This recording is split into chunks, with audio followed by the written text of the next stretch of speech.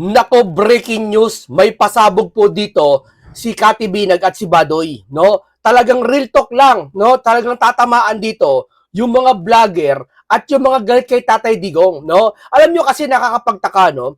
Ako naniniwala ako eh. Kaya na naman silang galit kay Pangulong Duterte dati, ha? Kaya sila galit na galit, ha? Dahil, kunwari, ito pala, kaya nila sinasabi na supporter sila ni BBM, kaya sila mahal daw nila si BBM, mahusay daw si BBM, kasi galit kayo kay Duterte. Oo, galit kayo. Ang nagtulak sa inyo para kuno, kuno, mahalin nyo si BBM at gustuhan nyo, at alam nyo sa puso nyo na meron something na mali na nangyayari, yung kakulangan. Hindi ko sinabing eng si ano hindi ko sinabing walang ginagawa ang Pangulo. Ang sinasabi ko lang, yung kakulangan na hindi nyo kayang silipin dahil galit kayo kay Pangulong Duterte, no? At yung mga Pingdawan naman, alam nila yung totoo. 'Di ba? Alam nila yung sitwasyon ngayon kung ano nangyayari sa kapaligiran. Kaso hindi nila masilip kasi sila mauubusan ng boto. 'Di ba? Sila mauubusan eh. Subukan nila awayin ng BBM. Marami-rami din ang loyalista. 'Di ba? Aaklas sa kanila, ganyan pala mga Pinklawan, gati boto 'yan. 'Di ba? Ganyan ngayon binubola kayo ng Pinklawan, 'di ba? Isang attorney, yung isa ayoko banggit ng pangalan. Tatakbong senador. Akala mo, no? Kakasimula niya lang niya parang social media influencer lang siya, tatakbo siya senador. Ano ka? Anong inambag mo? Anong inambag mo sa Pilipinas? Puro pasakit? Puro sama ng loob? Pasamain loob ng bawat isang Duterte sa kanang Pinklawan? Sa kanang, ng ng loyalista? Yung ba tatakbong senador? Ha? Mabuti pa si Atty. Rowena Guanzon eh. 'Di ba? Alam niya itatakbuhan niya. At bakit siya tatakbo? Alam niya ano 'yon. Panagutin ang mga nakurakot. Doon pa lang panalo na eh. Yung isa, yung attorney, alam niyo na kung sino tatakbo abogado.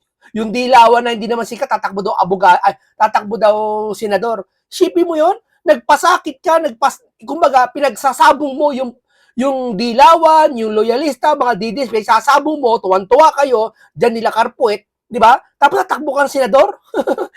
Ang tinanim mo sa puso ng mga sambayan ng Pilipino, sama ng loob, galit. Tapos tatakbo ka, wala kang plataforma.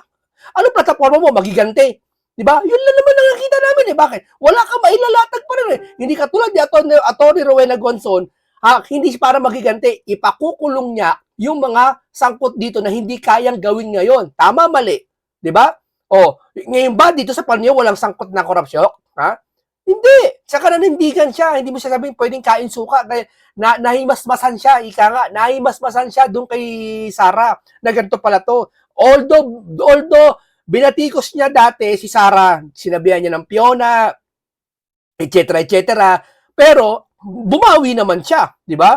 Ang tawag doon nakapagpapatawad at nakaka-realize ng sitwasyon. Hindi katulad ng ibang Pinklawan, galit na galit kuno, galit na galit sa Marcos, pero ngayon parang kumakapit-kapit, di ba? Ito, painggan natin, talagang nagwala sa galit itong si Kati Binag, no? Talagang sumabog sa galit.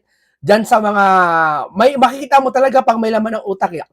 Makikita mo talaga pag masustansya sinasabi, no? Maaantig ka eh. Hindi katulad ng ibang galit ang itinatanim. Dito kasi hindi lang galit ang kumbaga real talk, ha? Real talk, kumbaga tago sa puso yung mga katwiran. Takot sa Duterte. Mga palang yayang Duterte. Di pala kayo takot, ba't di nyo mahintay ang 2028?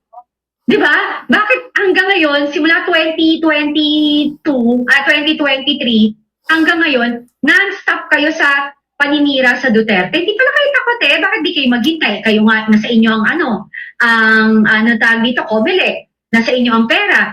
Bakit on the dot kay 24/7, ang trabaho nyo is batikusin ang Duterte. Tapos yung mga siraulong vlogger dyan na bayaran, tsaka mga troll na bayaran, pagtatawanan nila, di ba, yung kanilang debate or pang-iinsulto sa mga DDS or supporter ng Duterte or bumabati ko sa gobyerno is, yung tatay nyo, karton na lang. Karton na lang yun, tanga!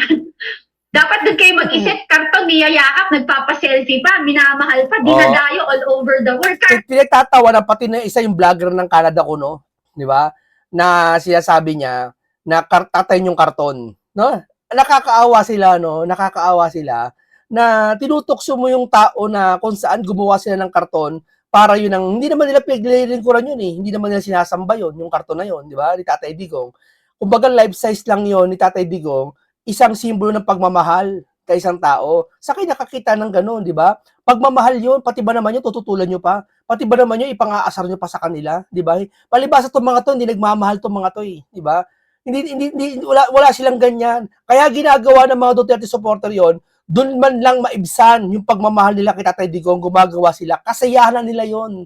Bilang isang magulang, bilang isang OFW na malulungkot yung mga yan, ha? Ang gumagawa na naman yung mga OFW mga karton eh. Ha? O kaya yung mga taong mahal na mahal si Tatay Digong eh. Yung mga nakaunawa eh.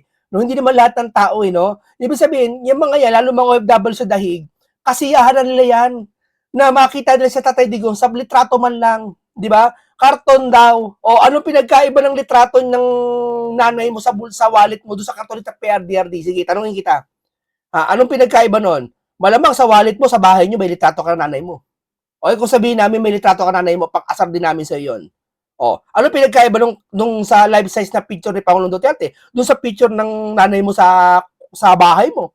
Di ba? O kung bakit ka mayroong picture sa nanay mo sa loob ng bahay mo, yun din ang sagot ng mga DDS kung bakit mayroon silang picture doon na sa dahig na life size pa. Ang mahalaga nun, yung picture ng nanay mo sa bahay mo, hindi mo punasan. Di ba? Ano doon lang siya na inaamag na inaagiw na. Ito kasi mahal nila, pero hindi nila sinasamba to, hindi nila sinasamba to.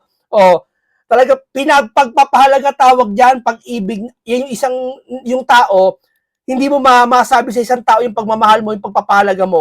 Kumbaga, nadadaan mo sa flowers, bibigay ka, ng chocolate, mga regalo. Ano ba kaya nangyari sa dahig? May maraming flowers, 20,000 yung flowers.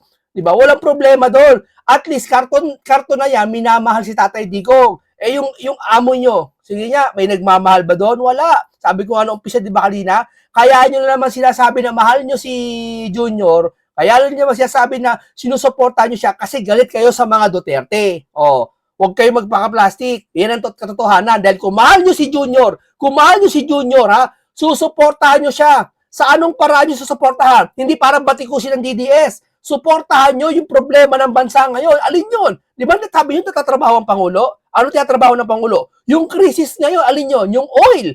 Iba pa, yung korupsyon. Tumutulong ba itong mga vloggers na to? Hindi. Yun, inaasar nila ang DDS, binabakbakan nyo. Hindi kayo tumutulong, tandaan nyo, sa Pangulo. Ibig sabihin, hindi nyo mahal ang Pangulo, ipinapahamak nyo ang Pangulo sa ginagawa nyo. So, ibig sabihin, hindi nyo mahal ang Pangulo. Kaya nyo na sinasabi mahal nyo ang Pangulo kasi galit kayo sa mga Duterte. Tama, mali. Di ba? Kaya ang pinakamaganda, halimbawa, mahal mo si Junior, pwede bang ikaw, vlogger ka, sikat ka, million views ka, nakakapag-ambag ka sana na sana imbestigahan to. Wala eh. Pati yung matandang akla, nagsabi ba siya na imbestigahan to, ituloy to? Hindi. Sabi, hindi totoo 18 Marines. Hindi totoo yan, gawa-gawa na ng DDS yan. Biruin mo. Di ba? Imbes na makatulong ka. O yung ba, mahal mo, Pangulo? Anong sabi ng Pangulo? Mahiya naman kayo. Di ba? Yung mahiya naman kayo, isang payo yun ng isang parang leader ng bansa. Di ba leader siya? Namahiya naman kayo. Sabi, kumilos kayo. Di ba? Walang pinagkaiba yan doon sa isang nanay. Sabi ko nga, tatay, uuwi ng bahay. Ano sasabihin ng magulang? Mga anak, nagugas na ba kayo ng plato? Nadatnan, nakatiwangwang lahat ng mga hugasin, pati mga labahan. Ano sasabihin ng isang magulang? Aba anak, mahiya naman kayo. Di ba? Kikilos yung mga anak mo. O ano sinabi sa mga congressman ni BBM? Mahiya naman kayo. Mahiya naman kayo. Kasama mga vlogger doon, munutusin. Umambag tayo. Di ba? Sasabihin nyo, mahal nyo. Kung mahal nyo talaga yan, mahal nyo talaga yan, hindi nyo lang basta babakbakan ng DDS, yung bumabakbak sa taong mahal nyo. Ang gagawin nyo, tutulong kayo para masugpo ang korupsyon at ang problemang ito. Kaso hindi namin nakikitaan sa inyo yan. Ito na lang yun, kayo kinakahiya, iniiwasan na halos ayaw pansinin. Di ba saka nakakita ng rockstar talaga si PR, di karton na lang minamahal niya yakap. Di ba? Alam mo yun? Klase, no? Alam mo ba, Kati? Alam ko na yung pakiramdam ng rockstar kasi isang beses sumabay ako kay PRRD, pasok yun sa pitch ng Philcoms sa Korea yata yon, Yeah. Hong Kong, hindi ko na malala. So kasama ako pumasok ganun, tapos, ganun, sabi ko, ganun pala pakiramdam ni Mick Jagger. Parang rockstar. Tapos biro mo, akala ko tops na yon. Akala ko yun yung pinaka ano. Biro mo karton? Cardboard cut up? Tapos mahal na mahal nila? Yung nagkakaguluhan. Grabe, no? Talagang, di ba? Diba? Talagang, bakit ninyo kaming pinagtatawanan? Kayo ang Nakakatawa. nakakatawa. Losers kayo. Kasi flesh and blood ni Bangag, walang gustong lumapit habang itong karton ni PRRD pinagkakaguluhan at nagbiyahe pa. At hindi lang yun, Kati. Gumising ng 2:00 ng umaga para magluto ng pansit or whatever na dadalhin sa dahig na hindi lang sa dahig, all over the world. Vancouver, sa Seryosa, all over Asia. Belgium. Saan? Saan? All over Asia, Korea, Yeah, Japan. all over Asia, diba? All over Hindi the mo world. pagtatakpan yung ginagawa ng Ibig sabihin, sagisag ng pagmamahal nila kay Tatay Digong yun. Sa kayo nakakita ng ganyan. O sige, karton niya. Sa kayo nakakita ng ganyan sa buong mundo na presidente na ginawa ng karton para pahalagahan yung ligasiya ng Pangulong Duterte na ginawa niya sa Pilipinas. Sa kayo nakakita niyan. O karton niya, sige, pagtawanan mo, okay lang. Di ba? O kayo. Hindi nyo nga malapitan yung Pangulo nyo eh. Na para sabihin nyo, mahal nyo eh. Di ba? Sinuportahan nyo ba? Hindi kayo sumusuporta. Winawasak nyo ang Pangulo. Kayo mismo, mga ibang loyalistang nakikisimpatya kuno sa Pangulo, winawasak, kayo ang mawawasak sa kanya. Di ba? Bakit? Sa tingin nyo, yung ginagawa nyo, hindi napapasama ang Pangulo? Kung talagang mahal nyo ang Pangulo, hindi kayo mangbabatikos ng sa ganung personal na. Personal na yun eh. 'Di ba? Batikusin niyo lang siguro yung ginawa ng Pangulong Duterte na dating galit kayo, pwede yan. Sumabay kayo. Pero yung malalim na, pati relihiyon, tinitira nyo na. Pati relihiyon ni Senator Marcoleta, tinitira nyo na. Pati KOJC, tinitira nyo na. Pamimersonal na yan. 'Di ba? Ang puputokan yan, yung Pangulo nyo, ang sisisihin niya. Paano pagkatapos yung termino niyan? Maraming taong galit sa kanya dahil sa inyo? Oh, 'di ba? Yan, inisip mo. Ang totoong mahal nyo ang isang pangulo, hindi nyo ipapahamak dahil sa inyo. 'Di ba? Tutulungan nyo siya. 'Di ba? Tutulungan nyo siya sa sa ginagawa niya. Sa problemang ito, tutulong kayo. Sa anong paraan? Mag-vlog kayo ng mga accomplice niya.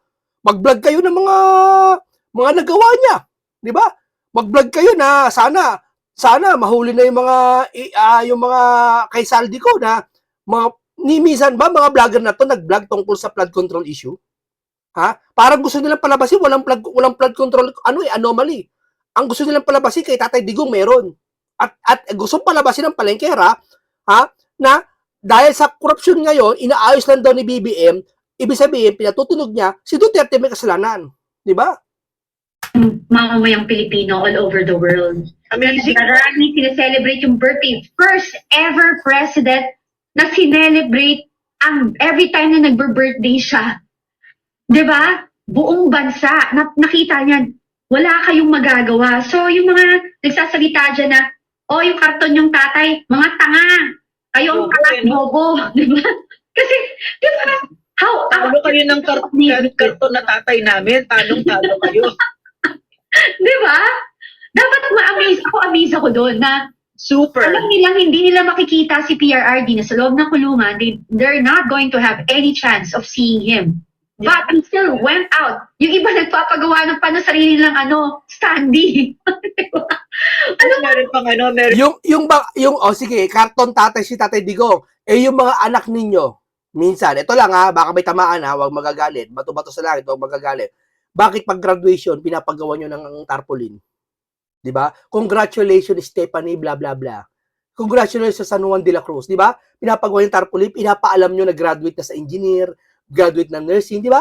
May tarpaulin pa sa ng bakod nyo. Tapos papatarpaulin nyo minsan pag may pera-pera kayo, ilalagay nyo sa pinakamalaking tarpaulin doon sa labasan ng highway. Di ba? Yung anak nyo. Bakit? Ba't nyo ginagawa yun? Kasi proud kayo sa anak nyo. At mahal nyo anak nyo. Hindi nyo gagawin yun kung hindi nyo mahal anak nyo. At kung hindi nyo mahal, hindi kayo magiging proud doon. Di ba? Anak nyo yun. Ganon din nararamdaman ng supporters ni Tatay Digong. Yung mga talagang loyal sa kanya na ginagawa ng karton, kasi proud sa kanya, yun na lang kasayahan nila, di ba? Mapasaya man lang nila sarili nila, di ba? Ibang video doon na lumapit sila sa gate tapos tinatawag nila, tatay, naiyak naman ako. Di ba? Naiyak naman ako talaga. So imagine, all that trouble, yung bus na kung saan, Germany, whatever, punong-puno ng Pilipino, na lahat pupunta doon. kayo na flesh and blood, Yeah. kahit siguro i-helicopter, yung ako nga sumakay dyan, ba't ako po para pumunta sa inyo, di ba? Oo. So what do you think, Cathy? No? Kasi ako tingin ko, gusto ko sabihin sa mga naging impeachment bullshit na yan, o panoorin niyo yan. Panoorin niyo ang Duterte Power. Yes. Kaya niyo yan? Sige. Sumama kayo dyan sa buwakang impeachment na yan, pero magbabayad kayo. At ang hagupit na yan ay manggagaling ito. Nakita niyo yung power? Global power ng Pilipino ni Digong Oo. at saka ng Vice President. Iniisa-isa na ang huwad ko. Mayroon na aksidente, di ba? So, Johnny Pimentel. oo. May na-aksidente kasi Di ba dito. parang, pero ang alam ko naman, alam ko sa kanya, ang alam ko lang, I'm not sure, na parang, nagbabalik bakod na siya. Yung aksidente kasi, nabalitaan doon na putulan yata ng paa. Hindi ko sigurado nabasa ko lang to, nabasa ko lang. Hindi ko sigurado to hindi ko sinasabing tama to Pero ayaan natin basahin muna to.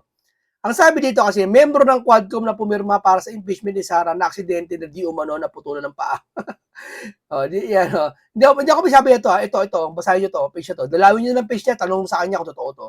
Isa nakakagulat na nakakabahalang balita kumakalat ngayon tungkol sa isang membro ng Quadcom, isa sa mga pumirma para sa impeachment complaint labang kay VP Sara Duterte. Ayon sa ulat na aksidente na sabing opisyal at ayon sa mga impormasyon, umiikot ang balita na putulan daw ito ng paa bilang resulta ng banggaan. Sa ngayon, marami ang nagugulat sa nagtatanong kung ano talaga ang nangyari, kung gaano kalala ang pinsala na tamunyak. Ang insidenteng ito ay agad naging usap-usapan dahil sa bigat ng isyong politikal kinabibilangan niya. Patuloy na rin hinihintay ng opisyal ang kumpirmasyon sa karagdagang detalye tungkol sa kalagayan ng biktima at sa tunay na nangyari sa aksidente. Ayan o. Yan. Si Pimentel ata sabi, Pimentel daw yata, no? Aksidente. Ang dami nag-post niya, no? Ipanalangin daw si Gov. Johnny Pimentel na isa sa pumirma ng impeachment kay VP Sara nung congressman pa siya. Lord, sana ibalik niya ang 150M na pera ng bayan na ibinayad sa kanyang pirma ni Tambaluslos. Hindi ako may sabi niyan Ito hindi ako may sabi niyan. Binabasa ko lang Mga kaanak ni Gov. Johnny Pimentel humingi ng dasal para sa dating mambabatas. Ayon sa lumabas na impormasyon, membro ng Quadcom na kabilang umano sa pumirma ng impeachment labang kay VP Sara Duterte na sangkot sa isang aksidente. Umulit na lang yan, pero yan ang ano nila. Hindi ko alam kung totoo naman yan, pero hindi natin alam kung naputulan ng paa. Hindi natin alam kung ano na kalagayan niya, no? Kayo na bahala humusga kung ano yun. Diba? Pero, alam mo, ako ganun lang Gusto mo magbalik bakod ka, aminin mo yung mga mali. Balita daw ito na aksidenteng ito, gusto daw magbalik bakod. Kumbaga parang bumabalitad-balitad na. Di ba? Parang, kasi siyempre, sila may ipit pag nanalo si Sara Kasi nasanay itong mga to sa politika talaga. Na pag kakampi dito. Pag katalo to, kakampi naman doon sa nanalo. Parang ganun Witness ka rin doon sa kamali ang ginawa nila. Kasi nagnakaw na siya Marami na siya nagnakaw Sure na sure ako sa next election maraming mapapalitang congressman. Sure na sure ako yan. Alam mo, voices of the people, power of the people, yung boto na yun importante. You need new leaders, guys. Sa mga distrito, kailangan palitan nyo na yung mga party list na yan. Huwag nyo nang iboto yung mga party list na walang ginagawa. Tapos yung mga hyper-focus, ang kanilang focus is more, birahin lang ang Duterte para makuha nila yung gusto nila, yung makakaliwa. Kita mo, maghihiring sila gagamitin yung pera ng bayan dyan sa Congress. Pera natin yan Di ba para impeach? Kung gusto yung impeach, iakyat nyo na yan sa Senate. Cathy, alam mo, may na-imagine ako. Na-imagine ko, talaga si Inday, ang lakas ng power niya kasi, di ba? Nakita mo, di ba grabe yung... Tsaka nakita mo, kahit na anong ibato sa kanya, talagang, di ba, no? Talagang yung deadma. At saka very presidential siya, the way I see it. No, alam mo si Sara talagang matunog ngayon sa pangalan. Si Sara talaga, kaya siya nagustuhan ng taong bayan dahil Duterte nga naman at matapang, di ba? Matapang talaga. Yan nakikita sa kanya. Pero kung ako papipiliin kung ako papipiliin Sara ako. Sara talaga ako. Pero kung papapiliin ako, may naramdaman kasi ako nakakaiba na talagang baste. Ang maganda baste, Sara Baste. Sa 2028. Papipiliin ako Sara Baste. Duterte. Nakita ko yung tikas ni Baste. Talagang ay sabi nila may tattoo daw, maraming tattoo. Ay alam mo naman sa kanila pag may tattoo addict na. Mas addict sa kanila yung may tattoo. Pero yung mga napatunayan na huli na gumagamit, at nagurgur na panahon ni Pangulong Duterte, yung ginawang santo. Gagawin pang santo. 'Di ba? Yun ang hindi addict sa kanila, 'di ba? So, parang feeling ko, kailangan talaga niya daanan natin lahat ito. Yes. Tapos si Inday at si PRRD ang paraan para matanggal na yung mga bulok na mga politiko na yan. Exactly. Para makita natin talaga yung totoo, kung sino yung pumapapel, yung sino yung totoo. Alam mo, I talked to somebody last year, and sinabi sa akin, Kati, makikita mo yan kung sino yung nagpapahalapad ng papel, sino yung totoong supporter ng Duterte, sino talaga yung mga gusto lang mag-grandstanding, sino talaga yung nagpumapapel lang dyan, nagpapasikat, and gusto lang pakita nandiyan kami sa tabi ng mga Duterte and all. Hindi kasi Ma'am Kati, mali po kasing sabihin yung ganitong pasensya na po kayo Ma'am Kati pero sasawayin ko kayo sa katwiran Okay lang po ba? Mali kasi sabihin na kung sino talaga ang supporter ng Tatay Digong. Hindi po. Ako kasi ganito yan Hindi ako supporter ng Tatay Digong. Kasi iba yung talagang support ka sa kanya. Ako kasi support ako sa kanya doon sa gagawin niya at sa ginawa niya. Gets nyo? Pero kung may nakita na akong mali sa isang tao, hindi na si Pangulong Duterte sa lahat hindi ako susuporta sa kanya. Gets nyo? Kaya nga sabi ko hindi ko pwede sabihin sa isang politiko loyal ako sa kanya. Kasi politics yan Pansamantala lang uupo sa gobyerno yan Di ba? Pero overall, gusto ko si Tatay Digong. Yung style niya. Talagang titino ang bansang Pilipinas. Gets nyo ko? Yun ang ako. Pero, baka dumating ang isang araw, pumalpak si Sara, baka i-reject ko siya. Pero tingin ko, hindi na papalpak si Sara Di ba? Kasi sanay itong mga to Yun dapat, ganun makitaan isa sa atin. Di ba? Hindi, ang loyal natin, makitaan sana sa taong bayan. Hindi sa isang politiko. Tama? Pero mahal natin si Tatay Digong kasi minahal niya yung taong bayan. Yung para sa bayan, para sa Pilipinas, ikagaganda ng bansang Pilipinas. Kasi sabi sa akin, ang totoong supporter ng Duterte, tahimik Di ba? Kukunti lang. Hindi sila yung, at saka yung totoong kaibigan ng Duterte, hindi nila pinopost. You know what I mean? So, sabi ko, okay. Di ba? So, maraming ganon. And 2028 is coming So, makikita mo talaga, yung gustong pumapel, gustong mag-grandstanding, yung nagbibidabidahan, lahat yan lumalabas na lahat yan. Di ba? Pero ako parang feeling ko, basta for VP kayo, go tayo. Yes! Ako ganon. Sabi ko nga, ganito siya.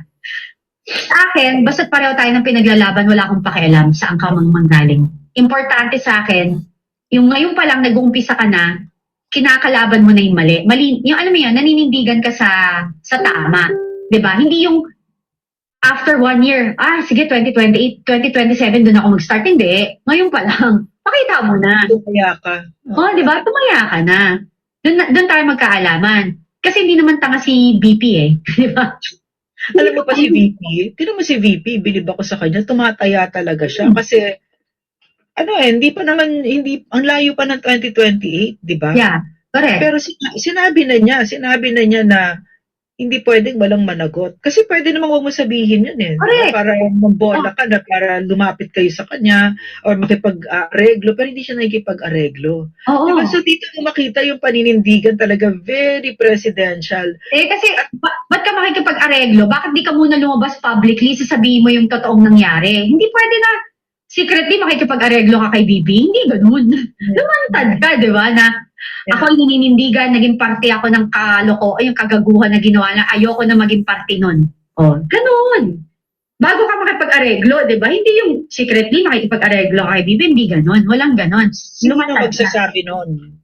Di ba? Kaya magsasabi nun. Well, Meron it's kaya really magsasabi, diba? Cathy. Insecurity kasi will start there. Di ba? Doon, hindi, ako kita mo na lang Doc Lorin. Kitang-kita mo yung merong guilty na kasabwat sa nakawan sa Congress. Lahat ng bumoboto against sa kanya. Kita, na ano nyo na yan, na-red tag nyo na yan mga guys. Ano na yan, na-tag nyo na yan. Kita nyo agad na sino yung mga nakakatanggap ng pera. Alam na natin. Tingnan nyo lang yan, ilista nyo. So sa distrito ninyo, alam nyo na yung congressman nyo dyan, kasabwat sa nakawan. Nako. Dito sa flood control. Kasi meron yung mga nag-abstain, okay yan. Yung mga hindi sumali, yung mga hindi bumoto, okay yun, di ba? Pwede pa. Pero yung mga grabing nuknukan ng ano, Maraming congressman na babaliktad. Oo. Sa 2027, maraming babaliktad na congressman. Ibubunyag ang katotohanan. Totoo lang. Oo, totoo yan.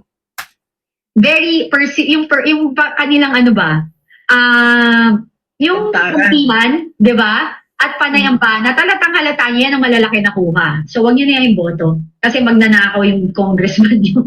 Di ba?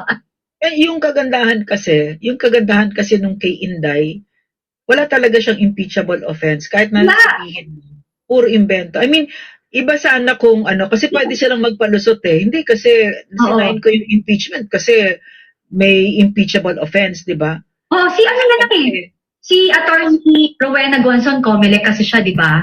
Oh. Yung confidential funds COA yun, hindi yun impeachable. Sabi niya, mga siraulo raw yung mga yan. Hindi siya, kaya nga ano siya, di ba? Kaya siya, okay, ayaw niya, sabi niya sa akin, sabi ko kasi, di ba, a lot of people are messaging me before, bakit kasama mo, ganun, di ba, dilawan yan. Sabi ko, alam mo, tinanong ko siya, ano bang ayaw mo? Si Bing Guanzon. Ang sabi niya, ayoko ng EGK if proven wrong. Okay, sabi ko, in a way, dilawan ako, na-influence din naman talaga siya. Siyempre, dilawan siya, di ba? Pero nung nakikita niya na yung mali, as a commissioner, na Comelec commissioner siya kasi, tapos nakikita niya yung, as a lawyer also, alam niya yung batas. Talagang maling ginagawa kay, ginawa kay PRRD, at siya ginawa kay BP Inday. Diba? So, sa madaling salita, si Bing Guanzon, meron siyang integridad. Di ba? Oh, exactly. Naninindigan Hindi siya. siya kain-suka. Di ba? Hindi siya kain-suka. Bakit? Inaamin niya nagkakamali siya Yung pink labang ba, inaamin nila, nagkakamali sila. Hindi. Wala silang inaamin. Palihim silang kumakampi sa Marcos. Kaya nga nabuo siya dahil sa Marcos eh. Tapos palihim silang yung kumakampi. Hindi siya, Hindi. Tamo ha? Pag bumatikos yung DDS, parang ipinatanggol nila mga Marcos, yung mali na Marcos. Parang kayo, tagapagtanggol kayo ni Marcos? Ano ba kayo? Mali nakita nyo, pagkatanggol nyo pa rin? Hindi yan nakita. Ito ba? Sa lahat ng mga bamping lawang, hindi lahat pero yung mga nagsasalita dyan, ng mga kilala, nagsalita ba siya tungkol sa korupsyon? Ha? Hindi. Napag-usapan ba? Hindi. Oo. Mga DDS lang dinidiin na nila. Oo, sabi niya, if nakita niya, bakit? Kasi sabi niya sumisipsip, di siya sumisipsip. Nag-declare siya ng candidacy niya, wala siyang kailangan anything. Ano ba nahihiya yan na lumapit kay BP Sara and all? Naimbitahan siya doon. Kasi ba may nagkakalat, siya daw yung may dinner, hindi raw siya invited. Actually, invited siya. Kaso may press con siya. Kaya di siya naka-attend. Iba yung babae hindi na-invite na pinalayas. ano ba yun? Oo, iba yun. Ayun sa akin, basta yung may paninindigan ka, alam mo yung tama, alam mo yung batas. Okay, hanggang dito lang po tayo, no? Dito talaga nakita natin na magbabaliktaran na yung mga congressman. May maabutan na 150 million daw, etc. May milyon na sa pumirma. Ilalabas siya sa 2027, no? Hintayin na natin, no? Okay, maraming salamat po sa inyo. Ingat lahat kayo. Paalam sa inyong lahat.